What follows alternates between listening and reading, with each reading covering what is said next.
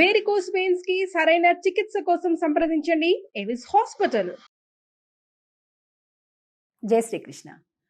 ఆండాల్ తిరువడిగళే శరణం. తిరుప్పావైలో ఈరోజు మనం ధనుర్మాసంలో 16వ పాసురంలోకి ప్రవేశించాం. 16వ పాసురం చాలా విశేషమైనటువంటి పాసురం. కొన్ని పాసురాలు విశేష పాసురాలు ఉంటాయి. మనం పుస్తకంలో చూసినట్లయితే ఆ పాసురం కంటే ముందు ఒక నక్షత్రం గుర్తుంటుంది, స్టార్ మార్కు. అవి ఇవన్నమాట విశేష పాసురాలు అన్నమాట. ఆచార్య ప్రధానమైనటువంటి పాసురం ఈరోజు పాసురం. నాయగనాయ్ నింద్రనంద గోపనుడయ కోయిల్ కాపానే. ఈ గోపికలందరూ కూడా అందరినీ నిద్ర మేలుకొల్పొచ్చేసి మొత్తం నందకులంలో ఉండే అందరూ కూడా ఒక చోట చేరారు.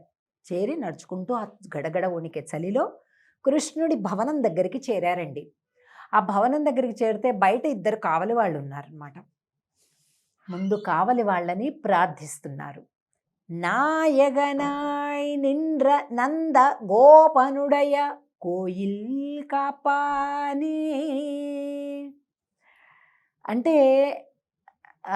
ఎవరి దగ్గర పని ఉన్నప్పుడు కానీ పెద్దలను కానీ ఎలా మాట్లాడాలి అనేది ఇందులో ఈ పాత్రలో చాలా చక్కగా తెలుస్తుంది. చూడండి, ఏ కాపలావాడా తలుపుది అలా అంటలేదు. అబ్బాబ్బాబ్బా, ఏమి భాగ్యమయ్యా మీది. లోకంలోని అందరినీ కాపాడేది ఎవరు? పరమాత్మ. పరమాత్మ ఎవరు? కృష్ణుడే. ఆ కృష్ణుని కాపాడేది ఎవరు? నందుడు తండ్రి.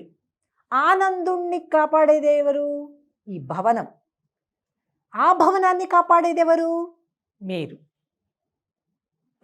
ఏమి భాగ్యమయ్యా అంటున్నారు కదండి.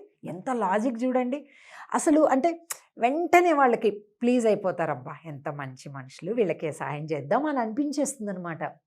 నాయగనాయ్ నింద్ర నంద గోపనుడయ కోయిల్ కాపానే.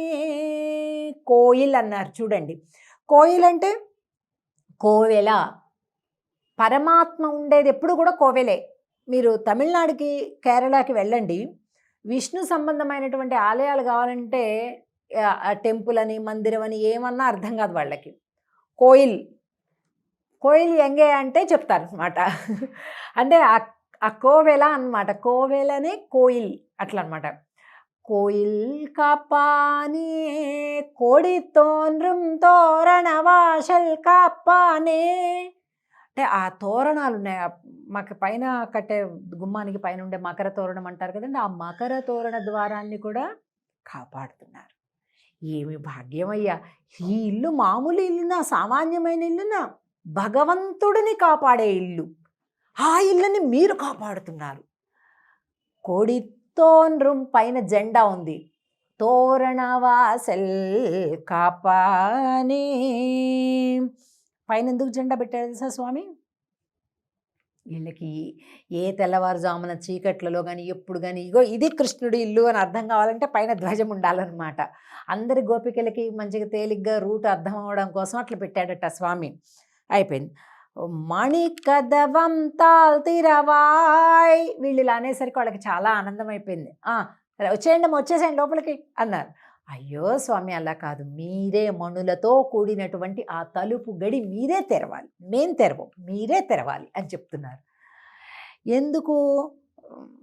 ఆ స్వరూపం కాదయ్యా, మీరు అనుమతించారు అంటే మీరు తెరవటమే స్వరూపం. అంటే అమ్మా బాగానే ఉంది కానీ ఒకప్పుడు స్వామికి నష్టం చేయడానికి, స్వామిని చంపటానికి ఒక పూతన వచ్చింది, రాక్షసి.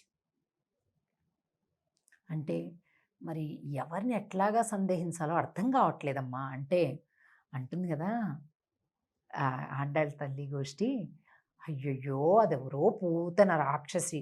కానీ ఆయరు సిరుమియరో ముక్కు, మేము చాలా చిన్నపిల్లలం, కుడి ఎడమలు తెలియనటువంటి, కల్లా కపటం తెలియనటువంటి చిన్న పాపలం మేమంతా కూడా. మాకు ఆ రాక్షసికి పోలిక ఎక్కడయ్యా? అది స్త్రీ రూపంలోనే వచ్చి ఉండొచ్చు, మేము స్త్రీలమే కావచ్చు, కానీ మేము పూతన రాక్షసులం కాదు అయ్యా, మేము చిన్న పాపలం. చిన్న అంటే చిన్న లేగ దూడలాగా కూడా వచ్చాడు ఒకసారి. చిన్నవాళ్ళంటే వాళ్ళు కరెక్టే అనుకోవడానికి వీలుందా? లేదు. చిన్న లేగదూడ అవతారంలో వస్తే స్వామికి ఎంత కష్టమైందో తెలుసా? అంటే అయ్యో స్వామి, మేము లేగదూడలం కాదు, కుడి ఎడమలు తెలియని చిన్న పాపలం, స్వామిని దర్శనం చేసుకోవటమే మాకు కావాలి, ఇంకేమీ అవసరం లేదు. నేను అట్లా దూరంగా ఒకసారి స్వామికి ఇలా నమస్కారం చేసుకొని వెళ్ళిపోతాం. ఎందుకంటే మమ్మల్ని ఈరోజు రమ్మని స్వామి చెప్పాడు, మీకు చెప్పలేదా? నిన్నలే వాయ్ నేరందాన్ మాయన్ మణివண்ணన్, నిన్నలే వాయ్ నేరందాన్ తూయోమాయ్ వందోం తుయిలెజ పాడువాన్. పరిశుద్ధులమై వచ్చాం, ఎటువంటి చెడ్డ ఆలోచన లేదు మాకు. తుయిలెజ పాడువాన్, స్వామికి మేలుకొలుపు పాటలు పాడాలి అనేది మా ఇష్టం. అంతేకాదు వాయాల్ మున్నం మున్నం మాతాదే అమ్మా, వద్దు వద్దు అని ముందే నిషేధపు మాటలు మాట్లాడకండయ్యా. నీ నేసని లైక దవం నీకు ఏలో రెంబావాయ్. రెండు తలుపులు ఒకదానికొకటి దగ్గరగా చేర్చబడి ఉన్నటువంటి ఆ తలుపులను, మణులతో కూడినటువంటి ఆ గడులను స్వామి మీరే తెరవండి. ఇది వినయంతో కూడినటువంటి ప్రార్థన. మనకేదైనా ఒక పని ఒకళ్ళతోటి అవసరం ఉందంటే కాస్త తగ్గి, కాస్త మనల్ని మన గురించి మనం పరిచయం చేసుకొని భావం శుద్ధిగా ఉండి ఇన్ని జరిగితే కానీ పని జరుగుతుంది.